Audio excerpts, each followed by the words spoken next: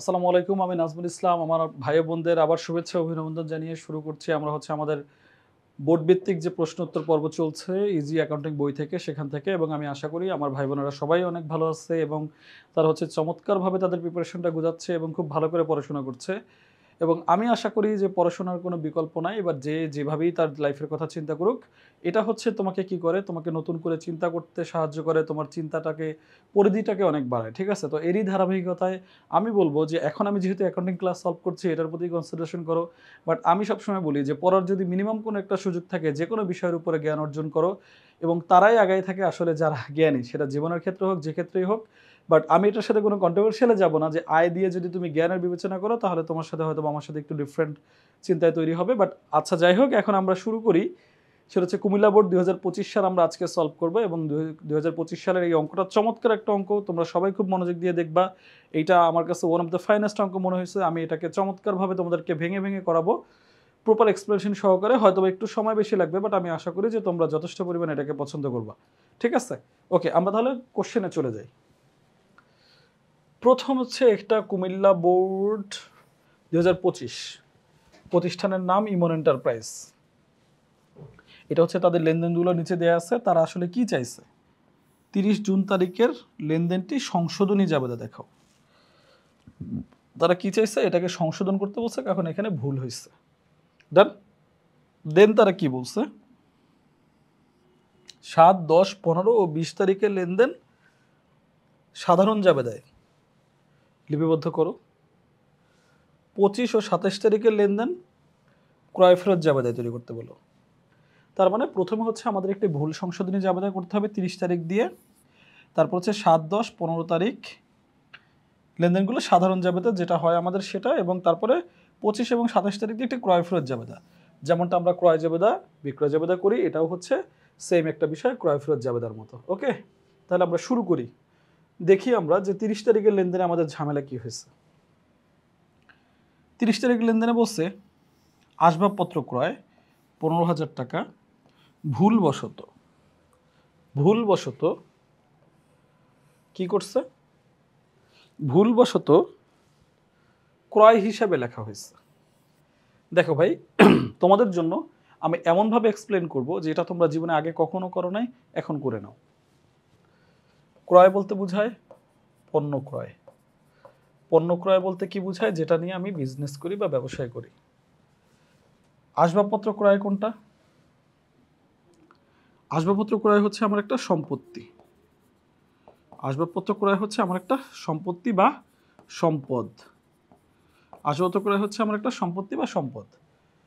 এই আসবাবপত্রটা আমি যখন ক্রয় করি তখন আমার কি জাবেদা হয়? দেখো, এই আসবাবপত্রটা যখন আমি ক্রয় করি তখন আমার জাবেদা হয় আসবাবপত্র হিসাব ডেবিট,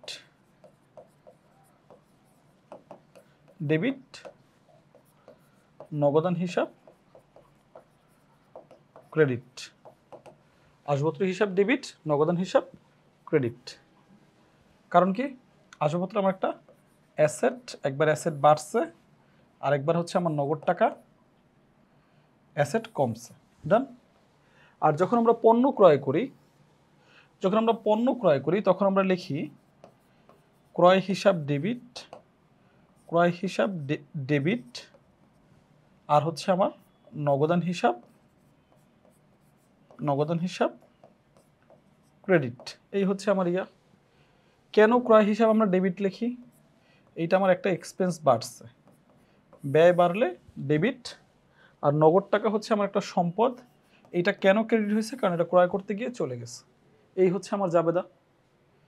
তার মানে যখন আমি আসবাবপত্র ক্রয় করছি সেটার জাবেদাটা এটা হওয়া উচিত ছিল, বাট আমি কি করছি? ভুলবশত এইটা দিয়ে ফেলছি। আমি কি করছি? এইটা দিয়ে ফেলছি। এখন এটা কি হইল? নগদানটা তো আমি ঠিকই লিখছি,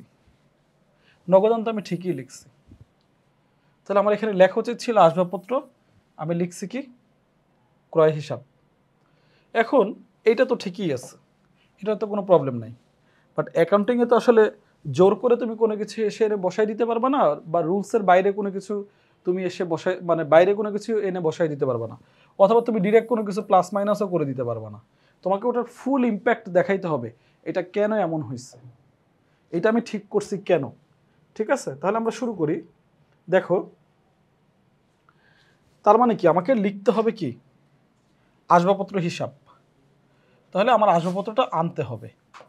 আসবাবপত্রটা ছিল না, আসবাবপত্রটা আমাকে আনতে হবে। আসবাবপত্র হিসাব ডেবিট, কারণ কি একটা সম্পত্তি যেটা আমার লেখার কথা ছিল সেটা লিখি নাই।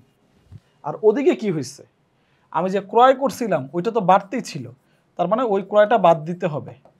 ক্রয়টা আমরা এবার বাদ দিয়ে দিব। তাহলে ক্রয়টা আমরা কিভাবে বাদ দিব, ক্রয়টা আমরা ক্রেডিট করে, কারণ কি আমরা কি করলাম এবার এই ক্রয়টা বাদ দিলাম মানে একটা ব্যয় কমাই দিলাম।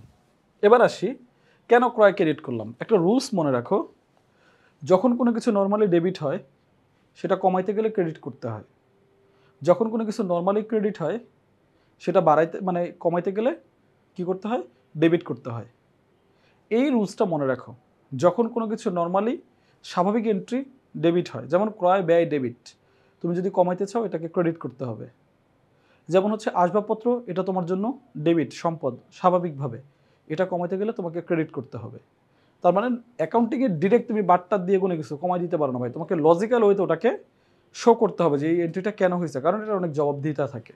তাহলে এখানে কি হয়েছে, আসবাবপত্রটা লেখার কথা ছিল লিখছিলাম না, আমরা আসবাবপত্রটা লিখছি, পারফেক্টলি সম্পদ হিসেবে বাড়াই দিচ্ছি। আর এইখানে যে আমরা ভুলে ক্রয় লিখছিলাম, এই ক্রয়টা আমরা কমাই দিলাম, কারণ ক্রয় নর্মালি তখন ডেবিট করছিলাম, আসবাবপত্রের জায়গায় এবার ক্রয়কে ক্রেডিট করিয়ে দিলাম। আর নগদান তো দুইটারই ঠিক ছিল, নগদান নিয়ে তো কোনো সমস্যা নাই। সো এই হচ্ছে আমার ভুল সংশোধনী জাবেদা। দেখো তাহলে এখানে কি হয়েছে, এই যে আসবাবপত্র হিসাব ডেবিট, আসবাবপত্র হিসাব ডেবিট, কারণ এটা একটা প্লাস সম্পত্তি, আর এটা হচ্ছে আমার একটা এক্সপেন্স আমি কমাই দিছি, মাইনাস, ডান। এই হচ্ছে আমার ডেবিট টাকা, এই হচ্ছে আমার ক্রেডিট টাকা, ইউ গট মাই পয়েন্ট। এবং আমরা এখানে সুন্দর করে লিখলাম আসবাবপত্র ক্রয়ের সংশোধনী জাবেদা দেওয়া হলো, বা আসবাবপত্র ক্রয়ের ভুল সংশোধন করা হলো। তুমি তোমার মতো অ্যান্সারটা চমৎকার করে দিয়ে দিবা, মনে থাকবে ভাই। এখানে লিখতে হয় সংশোধনী জাবেদা, এখানে হচ্ছে প্রতিষ্ঠানের নাম, তারিখ। এই হচ্ছে আবার ক নাম্বার। আমার বিশ্বাস আমি ব্যাকগ্রাউন্ড সহ তোমাদের চমৎকারভাবে বুঝাই ফেলছি। যদি কথাগুলো তোমার ভালো লাগে তোমরা এটাকে নোট ডাউন করে রাখতে পারো, দেখবা তোমাদের জন্য অনেক ইজি হবে পরবর্তীতে অঙ্ক করার জন্য। ওকে, এরপরে আমাদের কি ছিল, এরপরে আমাদের ছিল সাধারণ জাবেদা তৈরি করতে বলছে। কোনটা কোনটা তৈরি করতে বলছে, 7, 10, 15, 20, তার মানে এই চারটা। এবার আমরা আসি, আমরা প্রথমে দেখি জাবেদাগুলো কি হবে। ব্যবসার জন্য কম্পিউটার ক্রয় 80,000 টাকা। কম্পিউটার একটা অফিস সরঞ্জাম, কম্পিউটার একটা অফিস সরঞ্জাম, এটা একটা সম্পদ, তাহলে এটা আমরা ক্রয় করছি, সম্পদ ক্রয় করছি। তাহলে আমরা লিখলাম কি, অফিস সরঞ্জাম, অফিস সরঞ্জাম ডেবিট। কারণ কি ভাই, এটা একটা অ্যাসেট, আমার অ্যাসেট বাড়ছে, এই হচ্ছে রুলস। আমরা এই রুলসটা কিন্তু জানি, জাবেদা করতে গেলে সাধারণ জাবেদা করার রুলস হচ্ছে সম্পদ অবলিক ব্যয় অবলিক উত্তোলন, যদি বাড়ে তাহলে ডেবিট, যদি কমে তাহলে ক্রেডিট। আয় অবলিক দায় অবলিক মূলধন, যদি বাড়ে তাহলে ক্রেডিট, যদি কমে তাহলে ডেবিট। নোট ডাউন করে নাও, এই প্রসিডিউর করেই করা হয়। আমি তাও তোমাদের আবার ভেঙে ভেঙে দেখাচ্ছি, যদিও জাবেদায় তো আর এভাবে আমরা কারণ লিখি না। ওকে, কিনছি, এবার এটা কিসে কিনছি, নগদে কিনছি, তার মানে নগদান হিসাব হচ্ছে তোমার ক্রেডিট, তার মানে এটা হচ্ছে তোমার একবারে কমলো। এখন তোমরা বলতে পারো ভাই এখানে তো ক্রয় বলা আছে, এখানে ক্রয় আসলো না কেন। দেখো ভাই, সম্পত্তি ক্রয় সবসময় যে সম্পত্তি ক্রয় করছি তার নামেই লিখতে হয়, বাট এটা যদি পণ্যদ্রব্য ক্রয় হতো তাহলে আমরা ক্রয় লিখতাম। একমাত্র পণ্যদ্রব্য ক্রয় বিক্রয়ের সময় আমরা ক্রয় এবং বিক্রয় লিখি, বাকি সম্পত্তির সময় ওই সম্পত্তি আসলে ওই সম্পত্তির নাম, গেলেও ওই সম্পত্তির নাম লিখি। ঠিক আছে, মনে থাকবে। ওকে, গেল। এরপর বলছে বাবুল ট্রেডার্স, শুধু নাম বলা আছে, 10% বাট্টায় পণ্য ক্রয় 20,000। শুধুমাত্র ব্যক্তি বা প্রতিষ্ঠানের নাম উল্লেখ করে যখন ক্রয় বলা থাকে বা বিক্রয় বলা থাকে সেটা সবসময় ধারে হয়। তার মানে এই বাবুল ট্রেডার্স হচ্ছে আমার ধারে। কত, পণ্য ক্রয় কত, 20,000, এবং এখানে একটা কারবারি বাট্টা আছে 10%। কত পার্সেন্ট কারবারি বাট্টা আছে, 10%। তার মানে এই 20,000 টাকা 2,000 টাকা আমরা অটোমেটিক গায়েই ছাড় পেয়ে গেছি। এবং মনে রাখো কারবারি বাট্টার কখনো কোনো ইম্প্যাক্ট নাই, জাবেদা বলো, রেয়ামিল বলো, খতিয়ান বলো, কারবারি বাট্টা বাদ দিয়ে যে টাকা আছে সেটা হিসাবভুক্ত হয়। তাহলে আমরা একটু দেখি।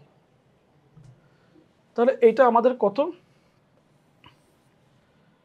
20,000 ছিল, তার 10% কত হয়, এটা 10% হবে আসলে 2,000, সেটা বাদ দিলে হবে আমার 18,000।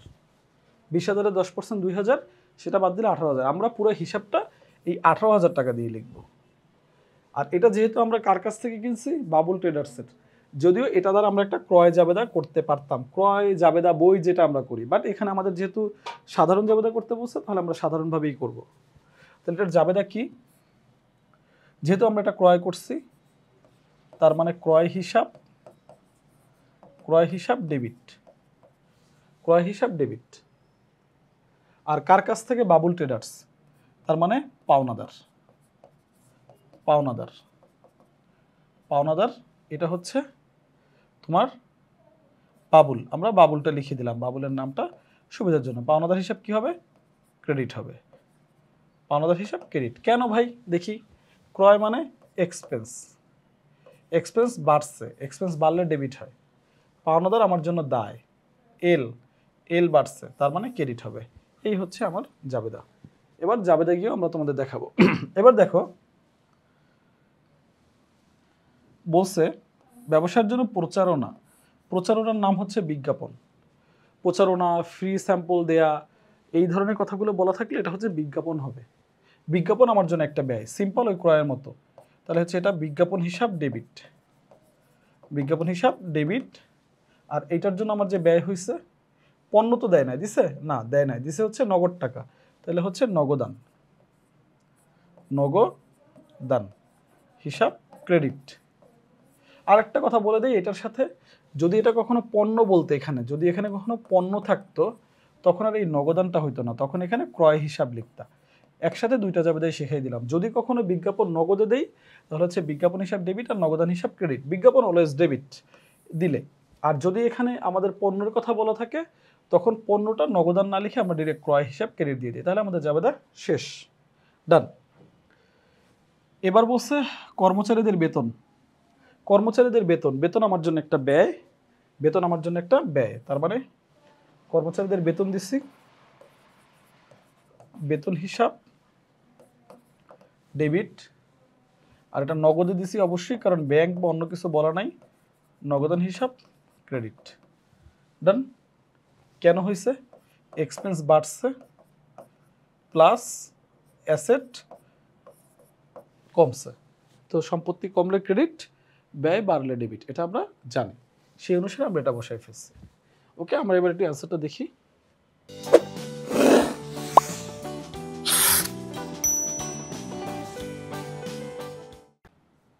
লক্ষ্মী ভাই এখানে দেখো প্রত্যেকটা জাবেদা বলা আছে, অফিস সরঞ্জাম, নগদান, কম্পিউটার ক্রয় করা হলো, কারণ তো যা লেখা থাকে তাই আমরা ছোট করে লিখে দিই।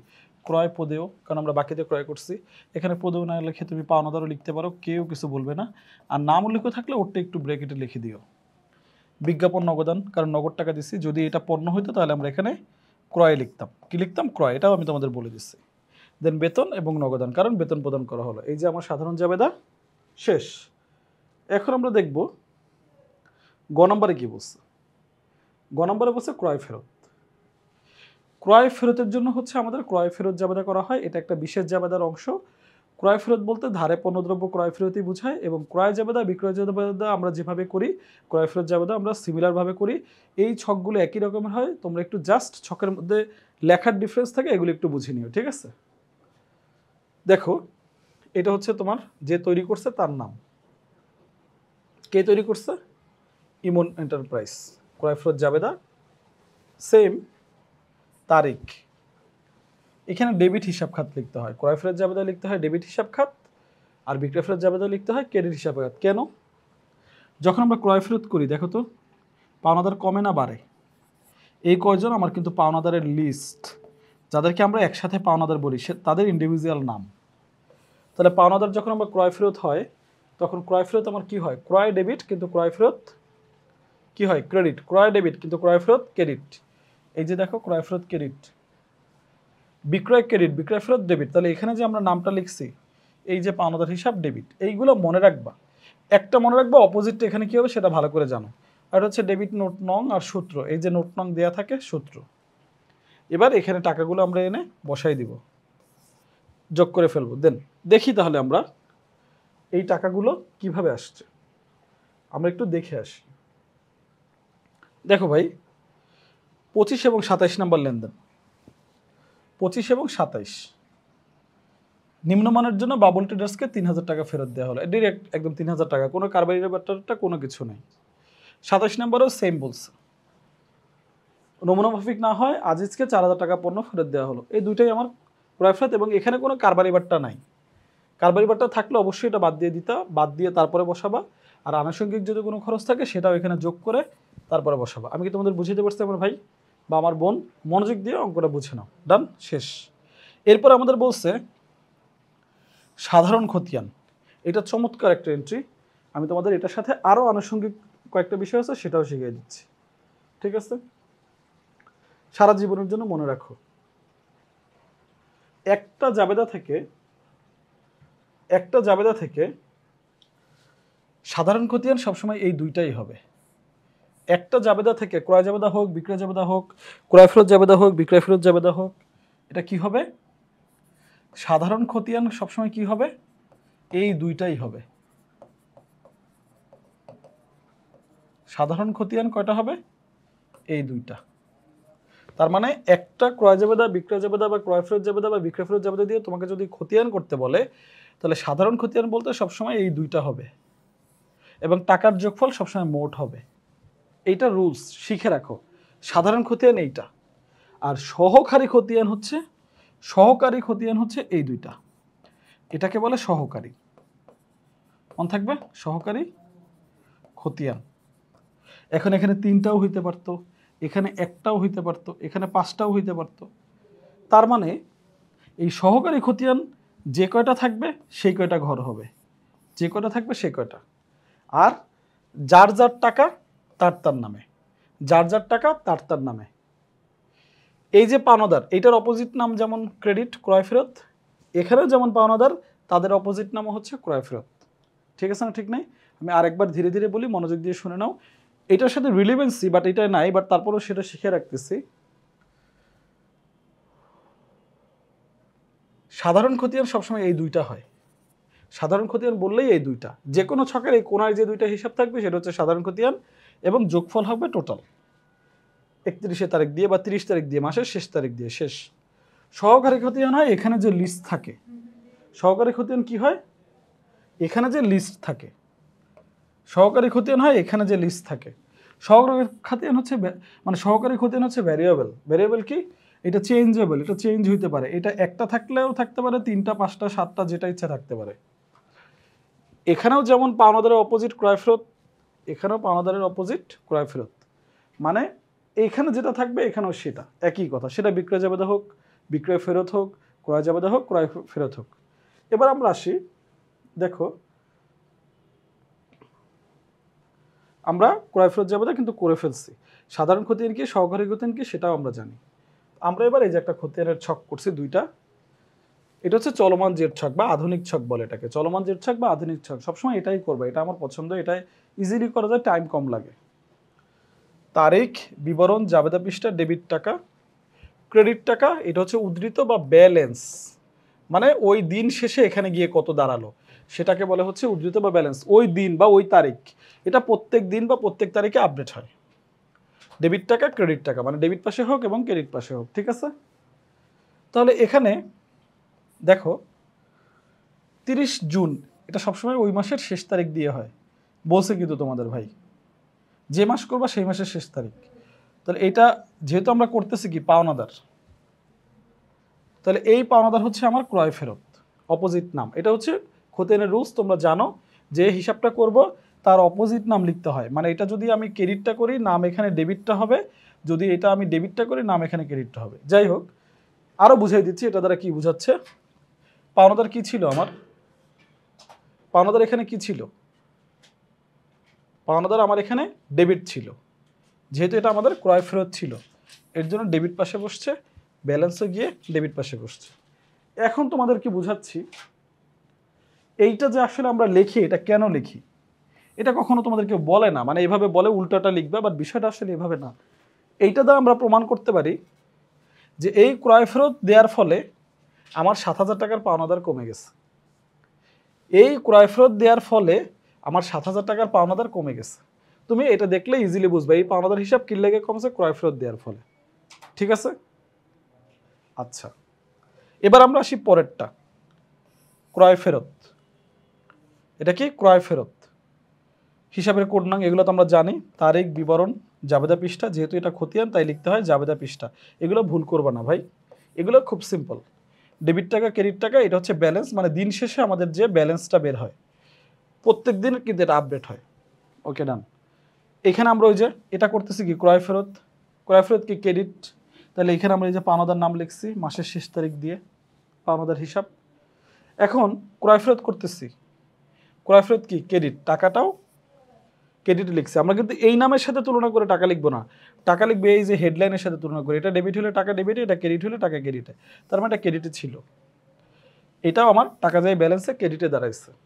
আর যেহেতু কোনো হিসাব নাই তার মানে কোন নাই। বাট এবার আবার বলি, তাহলে এইটা দ্বারা আমার কি বুঝাইছে? এইটা বুঝাইছে পাওনাদারকে ক্রয় ফেরত দিচ্ছি। এটা বুঝাইছে পাওনাদারকে ক্রয় ফেরত দিচ্ছি, এর জন্য আমার এই যে ক্রয় ফেরতটা ক্রেডিট হয়েছে। তার মানে এই নামগুলো আসলে কিসের জন্য উল্লেখ থাকে? এই কাজটা কি ঘটছে সেটার রিমাইন্ডার হিসাবে। মনে থাকবে? সবাইকে আবার একটু ইজিলি বুঝাই দিচ্ছি। সেটা কি বুঝাবো ভাই? সাধারণ খতিয়ান একটা ক্রয় জাবেদা, একটা বিক্রয় জাবেদা, বা একটা ক্রয় ফেরত বিক্রয় ফেরত জাবেদা থেকে সাধারণ খতিয়ান দুইটা হবে সর্বোচ্চ। এটা রুলস আসলে, ধরে নাও, মানে শর্টকাট। আর সহকারী খতিয়ান অনেকগুলো হইতে পারে। কিভাবে হইতে পারে?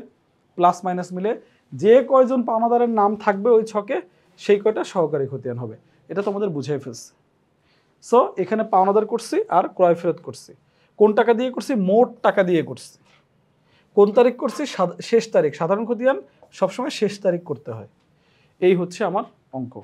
সো আমি আশা করি তোমরা সবাই হচ্ছে এই অঙ্কটা ভালো করে বুঝতে পারছো, এবং তোমাদের সবার প্রতি অনেক শুভকামনা। এভাবে করে অঙ্কগুলো ভেঙে ভেঙে আমি একটু স্লোলি তোমাদের সাথে আগাচ্ছি, কারণ আমি আশা করি তোমরা অনেক অনেক শেখার আগ্রহ, এবং তোমরা এটা ভালো করে শিখবা, নিজেরা নোট করবে, অন্যদের সাথে শেয়ার করবে, এবং অন্যকে উৎসাহিত করবে যে দেখ এভাবে করে অঙ্ক শেখা যায়। আমি তোমাদের প্রতি অনেক অনেক শুভকামনা এবং ভালোবাসা জানিয়ে আজকের এই ক্লাস এখানেই শেষ করছি। ইনশাআল্লাহ পরবর্তী ক্লাসে তোমাদের সাথে আমার দেখা হবে।